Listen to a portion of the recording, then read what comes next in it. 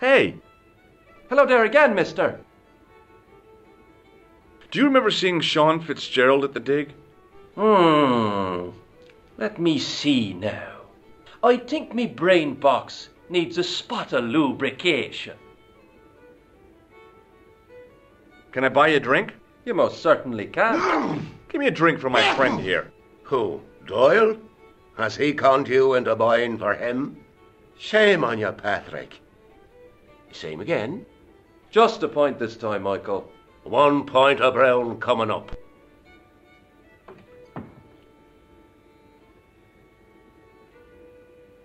Do you remember Sean Fitzgerald now? I can picture the scene as if it was only last week. Come to think of it, it was only last week. Fitzgerald was there all right. Him and a bunch of students. He was speaking with the boss man. Bye for now. No! Careful!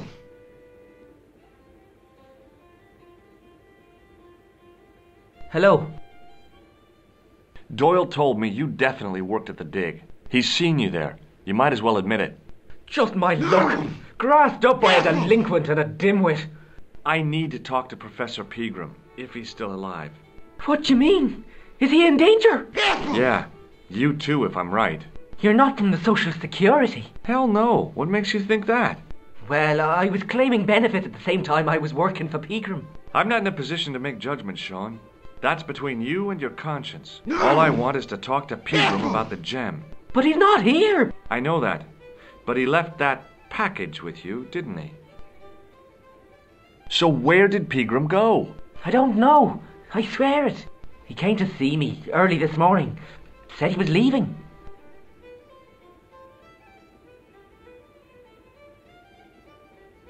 No! Careful! He asked me to give this package to a guy called Marquet. Show me what's in the package, Sean. I can't do that. Why not? I promised the professor. So what? You didn't have any qualms about your benefit scam. So where's the harm in taking a peek inside Pegram's package? You don't know these people. I can't. I don't dare. This is your last chance to show me the package, Fitzgerald. I've been patient with you, but now it's time to kick ass. But he'll kill me. Who will? The man from Paris. Jack Marquet. Pegram told me if I gave him the package unopened, I'd hear no more about it. But if I double-crossed Marquet, I'd be dead. I'll deal with Jacques Marquet. Give the package to me. No. Why should I trust you? I don't know who to trust anymore. I wish I'd never even heard of the Lochmarn gem.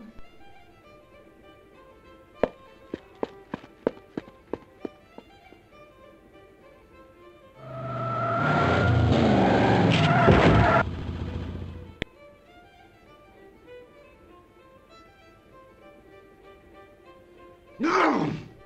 Hey! I just seen a big red... Get out of here, Maguire. Come back when you're old enough. What's the lad howling about? A big red sports car. Sean Fitzgerald's been runned over. Get out! Noisy little tyke. Maybe you should send out some medicinal brandy, Michael. Oh, yes. And who's going to pay for it? Not me. Me too, neither.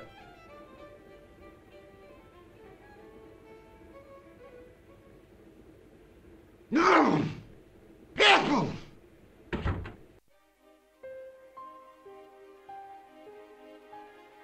I was telling the truth about Fitzy, mister. Okay, calm down. Now tell me what happened. I was standing here, minding me own business, when I saw this beautiful red sports car coming up over the hill. Would you look at that, says I, and I going over to take a closer look. Next thing, Fitzy comes tearing out of the pub and nearly knocks me on my ass, but the car just flies at him. It was too fast for poor old Fitzy, and hit him an awful wallop. He goes flying up on top. Jesus, says I thought he was a goner. Next thing, the driver hops out, and I couldn't believe my eyes.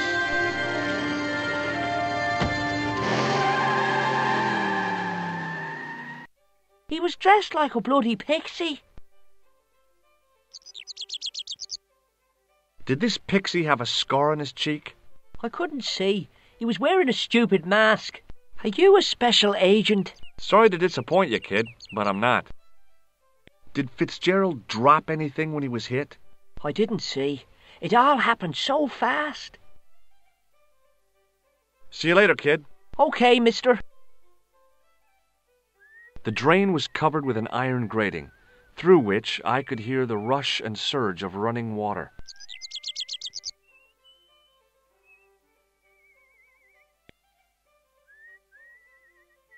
I tried to use the keys to lever up the grating, but that wasn't going to happen. I pushed the switch down, but in doing so it snapped off in my hand.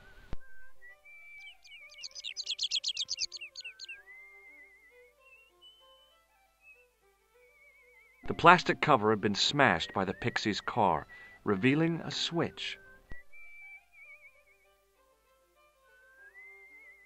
I tried to flip the switch with the lifting key, but it was much too cumbersome for the job.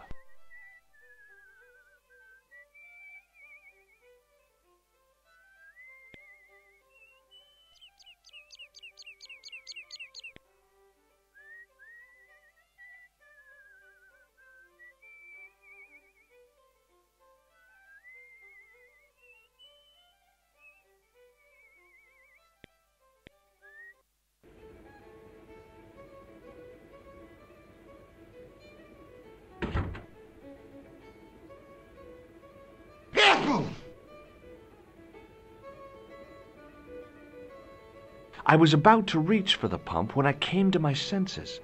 A rash move like that in a strange country with strange customs could be my last.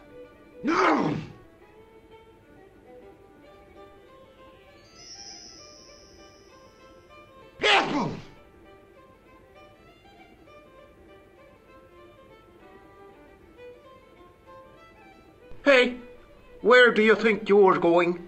Excuse me? No customers behind the bar. Ever. No!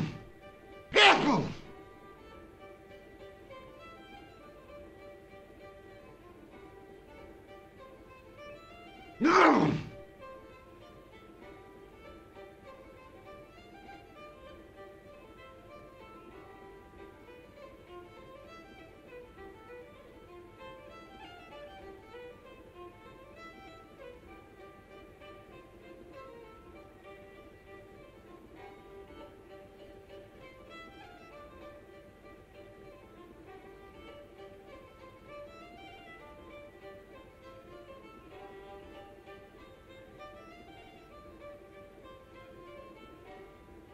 No!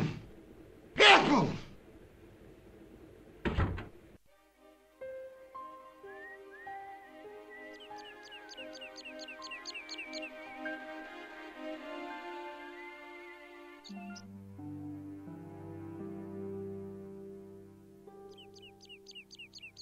Hi, do you speak English? Well, now, what if I was to say no? An implication of cognizance shrouded in denial.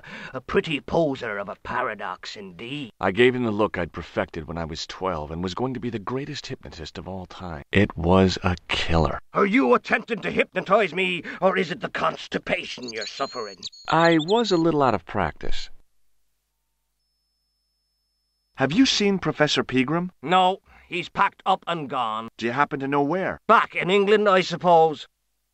Do you think Pegram's disappearance is due to the curse? Look at the facts. He dug up the gem. He disappeared. Bingo. It doesn't take a degree in mathematics to work that one out, does it? You don't have to be a smarty Pythagoras with a calculator. I guess not. Pegram has run off with the gem. Did you happen to see a red sports car down on the road? I caught a glimpse of a flash of red on the hill and heard the racket. Sure, it was an awful noise. A sports car, you say? A Ferrari, to be exact. A racing car? And what was it doing here? The poor fella must have been lost. The driver of the Ferrari was involved in an accident. Is that so? Yeah, he knocked somebody down outside the bar. What an idiot! How could a thing like that happen? He was traveling too fast. So fast, he ran right under the car? I mean, the car was traveling too fast. But you'd have thought the idiot could have heard it coming. Maybe you know the guy who was hit by the Ferrari. His name is Sean Fitzgerald. Oh, I know him all right. That's me nephew, the idiot responsible for the stacking of my hay cart. Was he killed by the car? Oh, no, but he has been abducted. Well, that's a relief now. Aren't you going to look for your nephew? What for? From what you say, it's too late. Well, you could report the matter to the police. Better not. Besides, what could they do? Well, they could mount a search. They have only the one bicycle between them. In a question of superior acceleration, I put me money on the Ferrari. I think you ought to know exactly what Sean has gotten himself into. I'm not sure I want to know. But you're his uncle. His own flesh and blood. You're right, but what can I do? If I'm not here to guard it, some idiot might try to climb the haystack. What a moral dilemma. Stay here and guard this potentially lethal agricultural construction, or to go off in search of the prodigal nephew, the very man responsible for said hazard? It'll need some thinking about. Why, there's no problem. You're right. Why didn't I think of it before? We'll demolish the haystack. You don't have to demolish the haystack to go look for Sean. I'll stay here in your place and warn anyone who's silly enough to climb it. Marvellous! I think I should start me inquiries in the bar.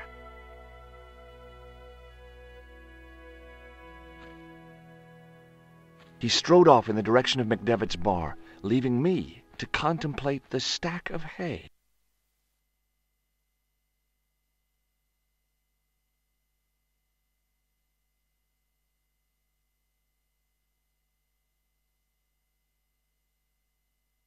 The gates were made of solid, age-blackened wood.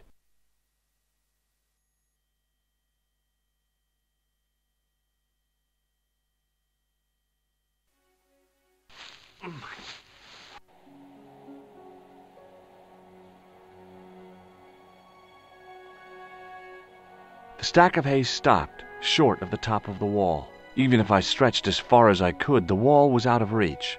What I needed was a slice or two of Alice's Wonderland.